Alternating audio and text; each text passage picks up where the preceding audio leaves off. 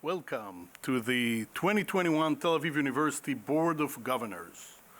It's the first time we do a hybrid board meeting, which means that we want to welcome all our international Zoom viewers, and shalom to everyone, and also to the audience here. Before I'll talk a little bit about the importance of the Kadar Family Award for Outstanding Research at Tel Aviv University, I would like to ask Professor Ariel Porat, President of Tel Aviv University, to greet.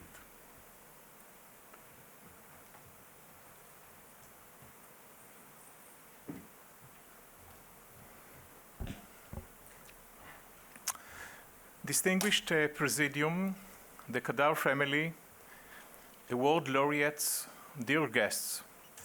I'm not sure the Kadar family knows this, but I was involved in the Kadar Award from its first days, well before becoming TAU's president. I've seen it grow and flourish, and I feel parental pride. Former TAU president Yossi Yovel appointed me in 2015 to the founding committee for selecting recipients. During the award's first 2 years, we committee members fine-tuned the criteria for choosing recipients and promoted the award as a leading one at the university. The Kadar Award quickly gained prestige on campus and indeed in the academic community in Israel at large. The award is designed to recognize and encourage outstanding research by both senior and junior faculty members in the two main categories of sciences and humanities. In addition, because excellence in teaching was so important to the late Naomi Kadar, who was an educator, and to the Kadar family, the award winners are also judged on their performance as lecturers. I warmly congratulate this year's winners. I know from up close how serious the selection process is and what a great honor it is to receive it. Let me say a few words on a personal level. I have very fond memories of my first meeting with Dr. Avraham Kadar and his family in New York City. Avraham asked me to introduce myself, and when I mentioned my academic field, he asked me to describe my research. This was not a typical get-to-know-you meeting. It was more like a faculty seminar when I was presenting a paper and the Kadar family challenged me with very sharp questions and comments. But you can imagine how much I enjoyed this meeting. Since then, I have gotten to know Avraham Kadar and count him as a good friend. I have also met with his wife, Michal. All three of Avraham's children, Einat, Maya, and Nadav, are TAU graduates. Two of them, Maya and Nadav, were honored just last Thursday at the American Friends Gala for their philanthropic work together with Dr. Anita Friedman. I want to take this opportunity to thank the family and the Naomi Praver Kadar Foundation and its executive director, Lindsay Bodner, for renewing their support for this important award. I look forward to many more years of friendship and collaboration. Thank you.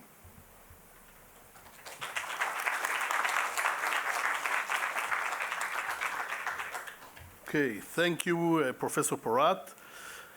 Now I want to invite you to listen to a recorded greeting from Miss Maya Kadar Kowalski. Thank you, governors, and thank you, guests. It's an honor to join you here today. Thank you, President Porat and Professor Pe'er, for your friendship and support of high-level research and scholarship at Tel Aviv University. Thank you, Amos, Barry, Inbal, and Rava, and the whole TAU team for your tireless efforts to make this event a success. Of course, we know that to produce an event of this caliber, either in person or online, is truly impressive. To do it successfully as a hybrid event, hats off to you. I also want to thank the selection committee, who had the difficult and exciting task of choosing the remarkable recipients of the Kadar Family Award. Allow me to tell you about my family and the history of this award. My father, Dr. Avram Kadar, my brother, Nadav Kadar, and my sister, Einat Kadar Kricheli, and I established the Naomi Foundation to honor my mother, Naomi Prower Kadar, Zichronah Lebracha, a lifelong educator and scholar. My mother taught Yiddish at schools and institutions of higher learning around the world, including the International Yiddish Summer Program at Tel Aviv University, which is now named after her. Through our foundation, my family supports innovation in education. We are proud to support Tel Aviv University in many ways because we see TAU as a hub of innovation. The Kadar Family Award celebrates outstanding research and scholarship in the sciences and the humanities. Through the Kadar Award, we honor the pioneering achievements of TAU's highest level researchers and scholars and give a megaphone to these research so they can amplify their work and people can learn about their findings all around the world. Please join our family in celebrating the 2021 recipients of the Kadar Family Award for Outstanding Research. Congratulations on reaching this high level of distinction, and thank you for your groundbreaking contributions in your respective fields. Mazal Tov.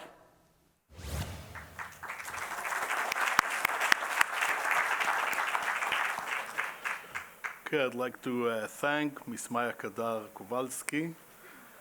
And now I would like to thank the Kadar family for their generous gift that makes a real impact on our researchers' everyday life. This impactful gift started in 2015, and you will today learn about our winners in 4 categories: the advanced, or I would say more mature scientists, investigators from the STEM, engineering, medicine area, which we call here at Tel Aviv University the East Side, the advanced investigators from humanities, law, management, economics, and art that we call the West Side of the campus, the younger, up to 10 years faculty members from the East Side, and the young, up to 10 years faculty members from the West Side. So the committee represents all of the faculties in the campus, and as a chair of this committee, I must say that the mission of choosing the top 4 was not an easy task. We were blessed with really outstanding investigators. Overall, we got many applicants and many recommendations. So we'll start with the first one. I will now call for our first Kadar winner from the advanced investigator from the east side of the campus, Professor Emilia Friedman. So let me tell you a little bit about Professor Friedman. So Professor Friedman is a distinguished scholar in the challenging field of control theory, with a career spanning over 36 years. Emilia is also the Hannah and Heinrich Menderman Chair in Systems Control. Just this year, she has reached the highest professional distinction in her field by being elected as Fellow of the IEEE, the Institute of Electrical and Electronic Engineers, as one of the only few women occupying this rank in the field of control theory. In terms of impact in the field, Emilia is really the top person in this field. One can easily verify this by searching just Google Scholar under keywords as control theory, control system, control, and automatic control. So I would say that looking at her really outstanding track record, and before I will turn to Dr. Friedman's actual research that you will hear here, let me add a couple of bibliometric comments. Scopus shows 340 papers of Dr. Friedman, of which probably well over a half must be really important journals. She has 58 papers in an exceptionally high number in Automatica. It's the top journal in the field. 36 papers in IEEE transactions of automatic control, a co-flagship control theory journal, and 20 more in system and control letters. You think overall this is really impressive, over 80 manuscripts only in a very high impact field in her area. Her research topic is time delay, and her hobby is dancing. So she illustrates various delay effects by videos of her dances with her husband, who is also a professor in Tel Aviv University in mathematics. So I think now will be a very good time to show a short video about her work.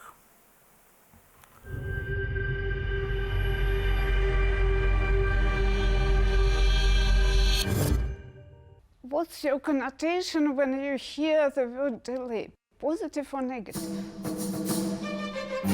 Sometimes delays are annoying, like when they spoil our plans, delaying our flight. But in some cases, delay can be a wonderfully useful phenomenon, helping us solve important challenges.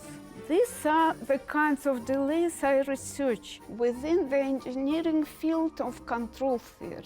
Delays are unavoidable in control. For example, while driving a car, we try to avoid delays in our reaction if we need to slam on our brakes. In the shower, we try to control water temperature, but there is a delay between turning the faucet and what we feel. Even epidemics like COVID-19 can be studied like control mechanisms.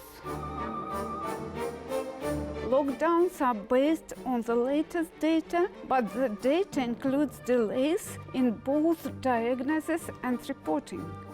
One of our challenges in managing systems that include inherent delays is the gap between the continuous flow of information or communication versus discrete time signals or pulses of information, where we lose the information in between each pulse.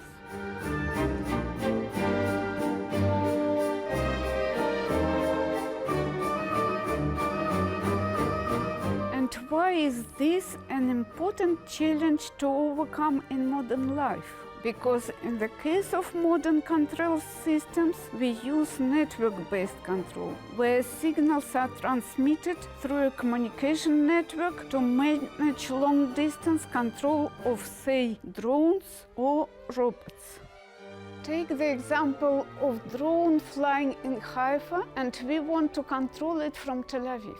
We send to the drone control signals via a communication network, but from signal to signal there are delays. On the drone side, our control signal is received and is on hold till the next update, so pulse 1 continues until pulse 2 arrives. The classical approach to such control loses information about the drone between the sampling instance. This may be dangerous. That's precisely why we developed a new and efficient time delay approach to network-based control, where we treat the control signals as continuous ones with delays that do not leave out significant information. In contrast to the classical approach, our method allows to stay in real time and prevents losing data about the drone between the sampling instance. This leads us to reliable and efficient control methods. Our methods can be used in a diverse range of modern-day settings that employ network-based control, from power systems to medical operations by remote to advanced defense systems. It's a great feeling to know I'm contributing to this life-changing and life-saving systems reliability.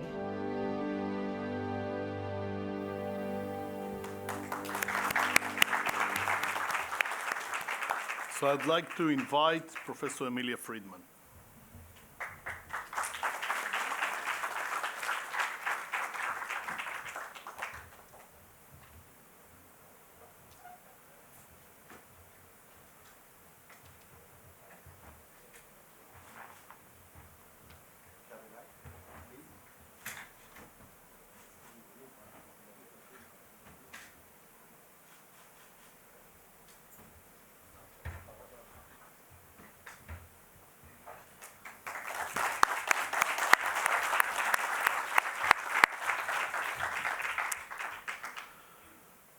Our next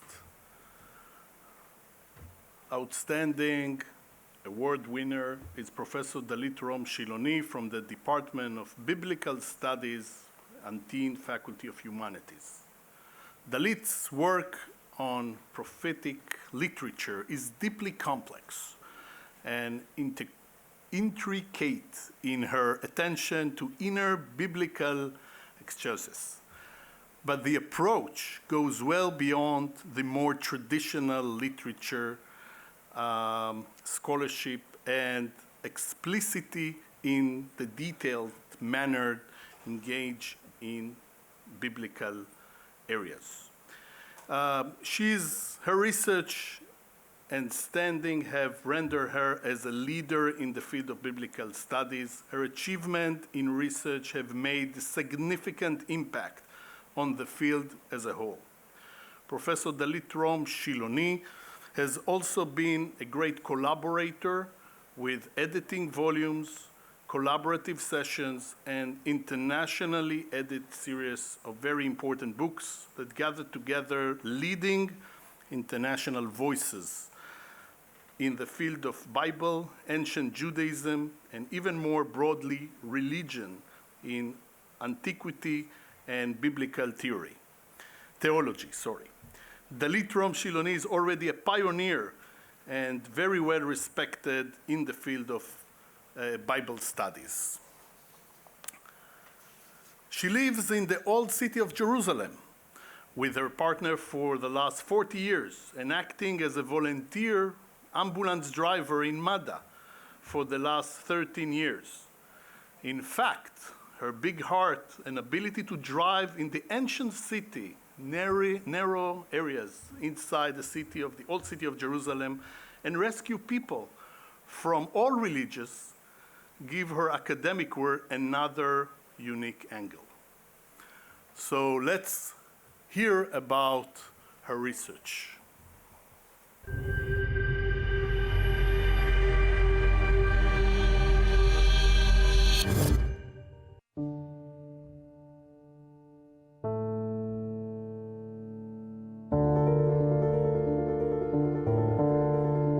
The talk to and about God in the Hebrew Bible fascinates me.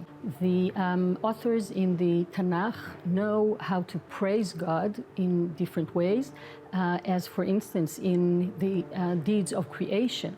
To take one example, Marabu Ma'asecha Adonai. They do also know to praise God in his salvation from Egypt. The question is, what would authors in the Bible do on times of defeat, on times of national subjugation, on times of crisis? How would they explain to themselves and to their contemporaries the roles of God in times of distress? In my book, Voices from the Ruins, The Odyssey and the Fall of Jerusalem in the Hebrew Bible, I presented and studied the broad question, what did the Judeans, prophets, kings, historiographers, poets, and anonymous voices of the people say about their God, the God of Israel, in face of the grave national catastrophe by the early 6th century BCE. This was the time of the destruction of the temple, the fall of Jerusalem, and the capture of King Zedekiah in 586 BCE.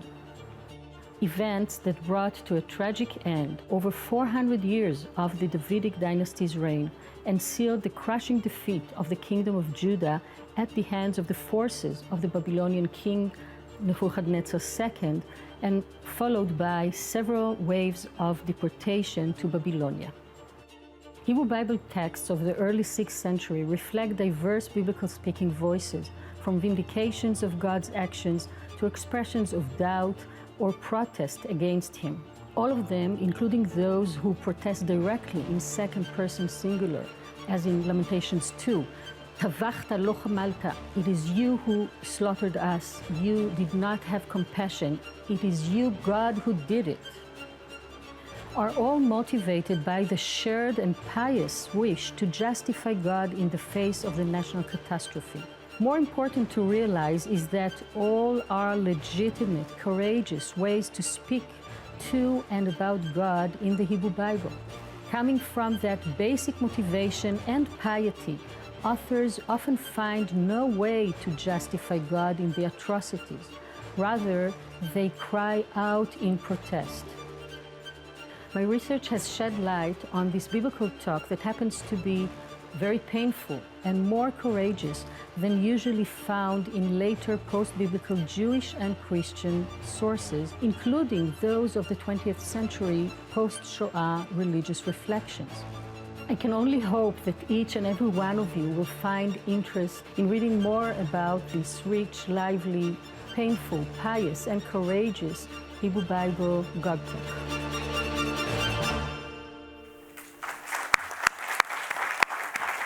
So I invite Professor Dalit Rom Shiloni.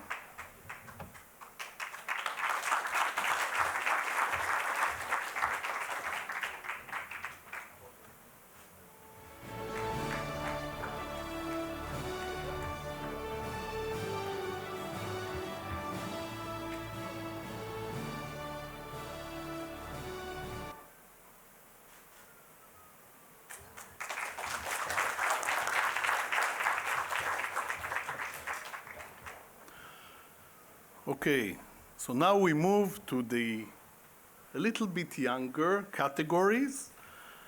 Professor Yossi Yovel from the School of Zoology, the Vice Faculty of Life Sciences. So Yossi's research is diverse, innovative, and cutting edge in an outstanding way. Bats serve as his focal study group. You can actually call him the Batman. And while this might appear a narrow focus, he exemplifies an exceptional breadth as most versatile and creative ecologist of his generation. Within this large and diverse group of flying mammals, Yossi works on many species of diverse behaviors and life history treat, both in Israel and abroad, and on a plethora of topics spanning from navigation and fourth coast to social interaction and collective movement to vocal communication, sensory integration, and brain connectivity. More recently, his work has extended to include bio-inspired robotics and to collaborate as an equal contributing principal investigator on a plant-oriented project, proposing thought-provoking relationship between rapid increase in sugar concentration in flower nectar and wingbat sound of their main pollinators. Another remarkable characteristic of his work is the use of cutting-edge technologies, including miniature GPS, acoustic biologgers he developed himself, as well as other technological innovations that he continuously pursuing. Among his recent novel contribution in comprehensive evidence for this approach and for cognitive map skills in fruit bat at an early stage of their lives.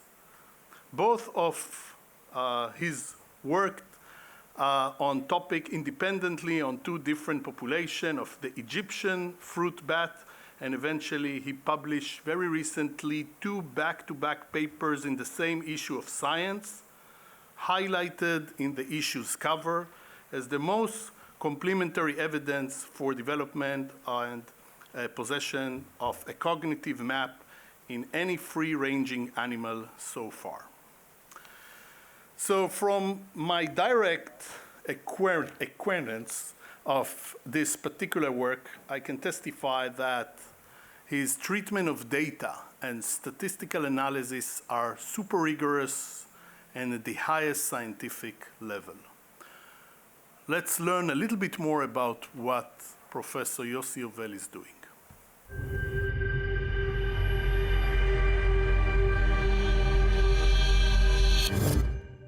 Most scientists study animals in order to understand humans. I study animals in order to understand animals.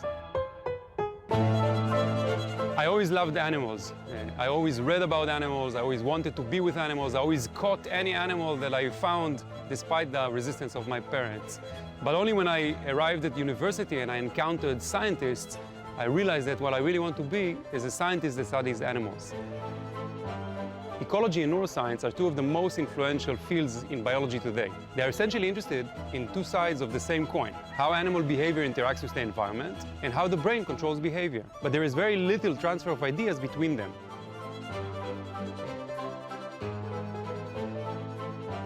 This is the gap that my lab tries to narrow. We do this by developing miniature technology that allows us to study how animals make decisions in the wild. I call this approach neuroecology. I mostly study bats because of their unique characteristic. Bats are remarkable navigators. They live for dozens of years, and they are extremely social, sometimes roosting in colonies with millions of other bats. Over the past decades, my lab has developed miniature sensors, the smallest of the world in their kind, in order to study bats in the wild. Our miniature devices include GPS sensors, microphones, accelerometers, and other physiological sensors. We use these devices in order to track the smallest animals ever tracked before. We found, for example, that a 30-gram bat can fly over 200 kilometers on a single night.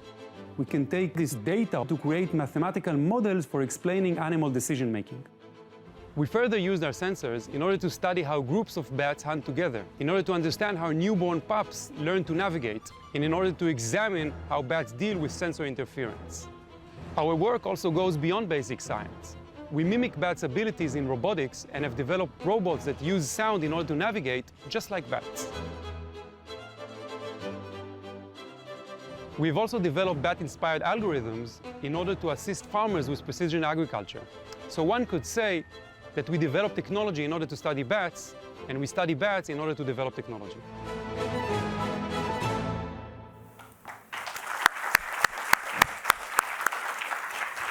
So I want to invite Professor Yossi Yovel.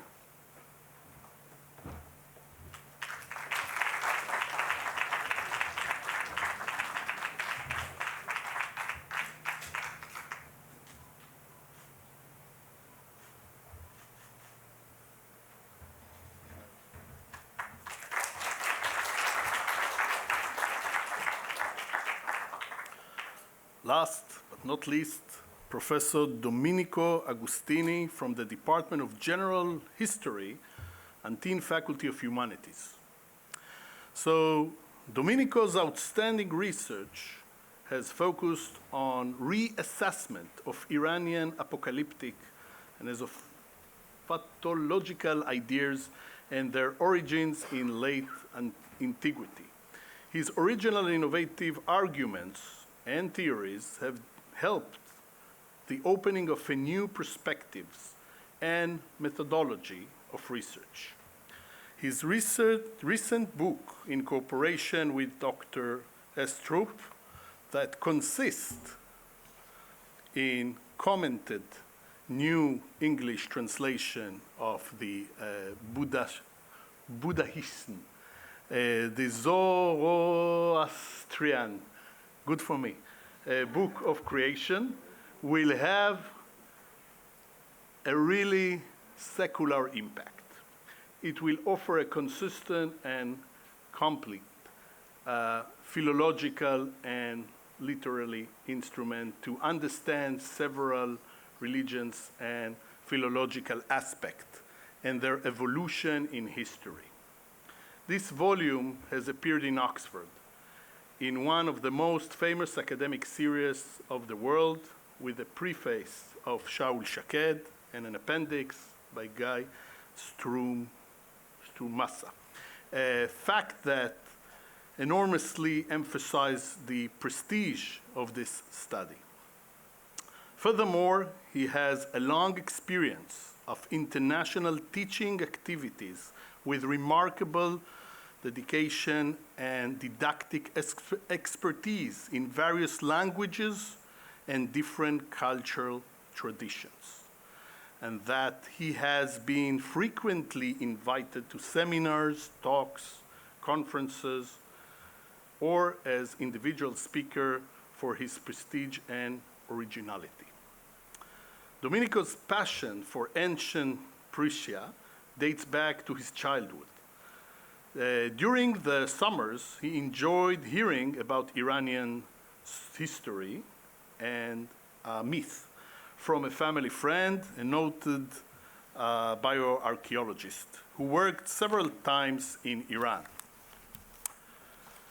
Domenico's admiration for ancient Persia was well developed early on. His third grade teacher often recalled jokingly that when she was glorifying Athenian democracy in contrast to the Parthian, Domenico disagreed. The Parthian, he said, were paragons of religion, tolerance, and culture diversity. This defense of Parthians was, to put it mildly, worrying. And Domenico's mother was worried that her son was identified with the wrong side. Let's hear more about his research.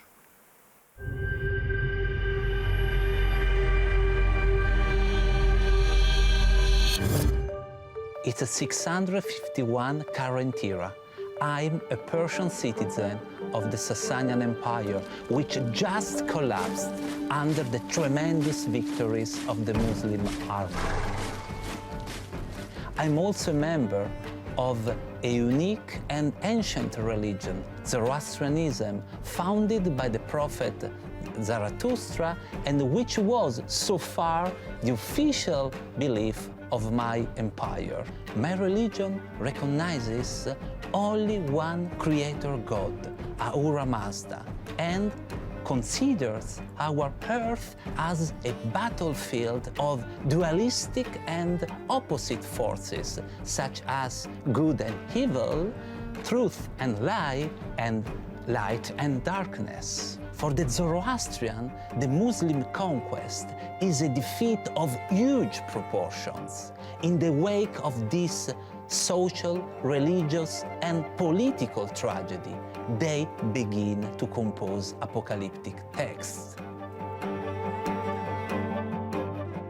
In ancient Greek, apocalypse means revelation, and it is not necessarily a negative thing, as popular culture understands.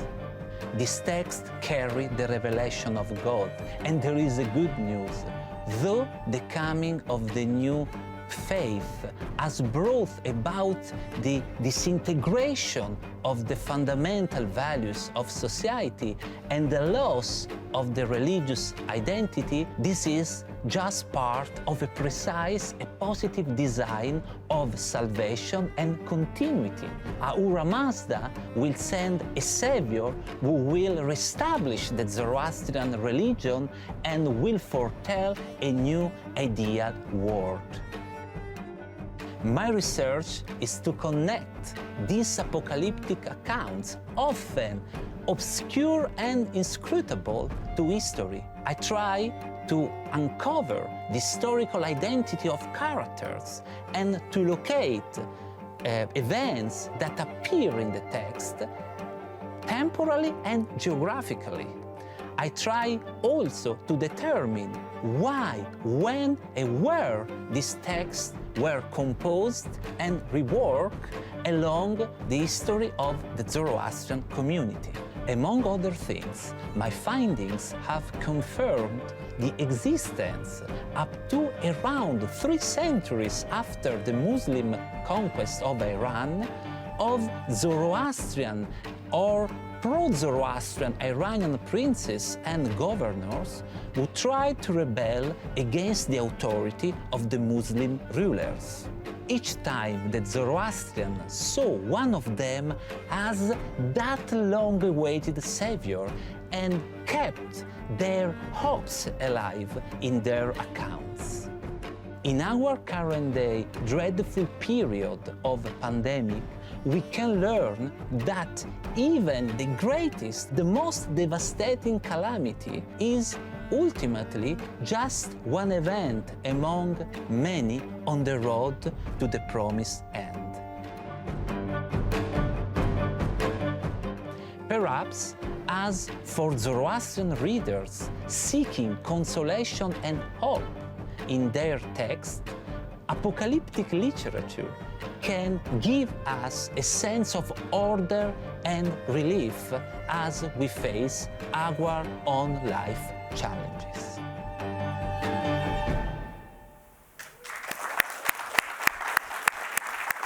So I want to invite Professor Domenico Agostini.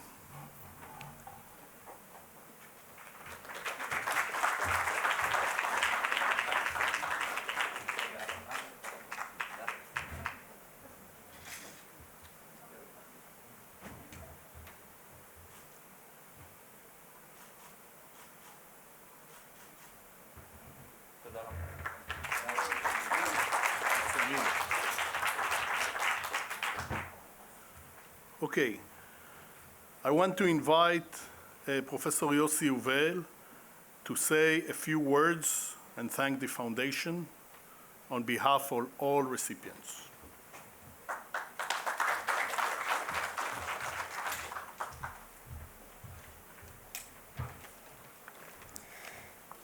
Okay, hi everybody. So first, congratulations to all of the winners, and thank you to Professor Steif, Professor Porat, and Professor Pe'er. First, I would like to thank the Kadar family and the Kadar Foundation, the Naomi Foundation, for this great honor. I think that I speak in the name of most, maybe all scientists, when I say that we do not expect to receive awards for our work, but when we do receive them, it's a huge boost for our motivation. In preparation for this short talk, I read a little bit about the foundation and about the founder, Dr. Avraham Kadar, and I found, if I may say so, that there were a few similar junctions that we faced during our professional life. So Dr. Kadar started as a physicist and then on decided to become a physician, and he was always extremely passionate about education, science education, children education. Similarly, I also started as a physicist, but very early on became interested in biology, understanding that biology is what I really want to study. And I also try to be highly involved in science education. So for example, I'm the head of the biology high school committee, which is basically the committee that decides what biology major high school students in Israel will study. I'm also involved in an initiative that is trying to bring top Israeli scientists to speak in front of the general public in the Israeli periphery, in places which are usually not used to accept or to hear these scientists from all universities, I should say. But no less important than science education, in my opinion, is academic education or education about the academy. And what do I mean by this? I often give talks to the general public about my work, about bats. And wherever I go, whomever I speak with, the first and sometimes the only question is, what is it good for? What are your bats good for? I like to answer this question provocatively. I often say they're good for nothing except for my own curiosity. But of course, it is legitimate to ask what is science good for? But I think that if this is the only or the main question that we are asked, then we are doing something wrong. I think that we in universities, in the academy, must educate children and decision makers alike about the importance of basic science. And I think it should not be difficult to do so, because if we in universities do not do basic science, then nobody will do basic science. And without basic science, there is no future, not for the high tech, and not for the medical industry, and not for anything. And therefore, I think that the Kadar Foundation, the Naomi Foundation, is doing very wisely when investing in the humanities. For example, with the program of studying Yiddish. Because without the humanities and without the social sciences and without the arts, there will be no academy. I think that Tel Aviv University is a remarkable example for scientific diversity. I myself enjoy this diversity almost on a daily basis by collaborating with scientists on campus who study consciousness, who study music, and even lately who study the Talmud. So it is well known that a good speech must start with a joke, or at least end with a joke. So here's my joke. Do you know what the baby mouse said when it saw a bat for the first time? It said, "When do I get my wings?" So people usually say that we should not feed our children fish. We should give them fishing rods. My version of this is we should not feed children with bat soup. We should give them bat wings. And by the way, it's highly non-recommendable to eat bat soup these days. Thank you very much.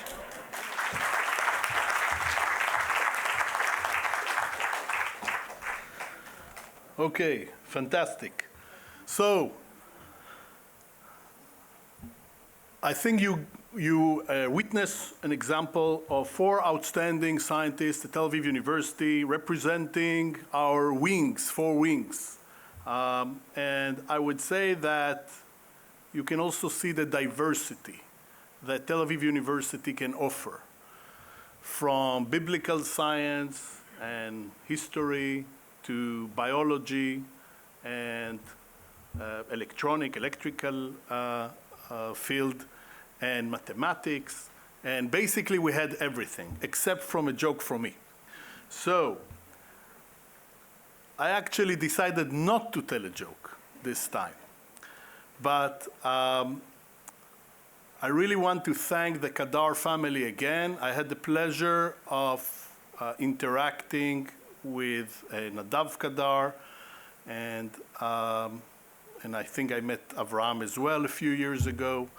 And we really want to thank them for this generous award. I think it becomes very difficult for us, and I want to thank all the committee members. Some of them are vice deans for research at the 9 faculties that we have at Tel Aviv University. Some of them are external reviewers that help us because, as you can see, the fields are sometimes seems to be narrow, but they could be expanded. And so I want to thank all the people that help us choose those 4. As I mentioned, it was a very difficult task. I also want to thank all of you for being here. The people that are around the world, thank you for attending. And I now want to invite all the awardees for a joint picture. Thank you again.